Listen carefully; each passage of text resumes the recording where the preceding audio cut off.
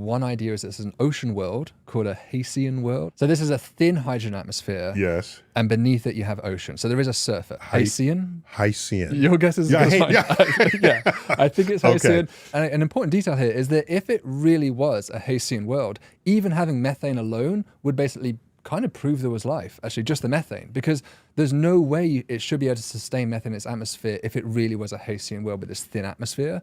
It would require a biosphere to make that. I don't know the numbers, but I know from reading my colleagues' papers on this that you would expect there to be parts per million level of methane if there was no life. But this thing has percent level of methane. Whoa. So it has way more than it should do when you do the photochemical calculations. And what's the best way to get methane from life? I guess bacteria, probably, I would guess. So I've always seen methane connected to life that's anaerobic.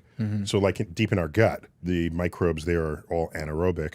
And so methane is one of the byproducts. Right. That's why cows fart methane and we fart methane. Yes. So if we already know the methane's there, but we're not sure of the environment, then what else did they find?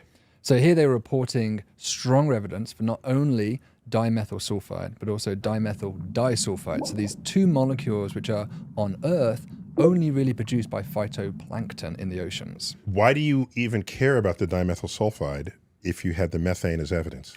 Because it isn't necessarily a Hycean world. Not everybody believes that. So if it's just simply a shrunken down Neptune, take Neptune, shrink it down by about a factor of 1.5 to 2, and that is maybe what this planet is.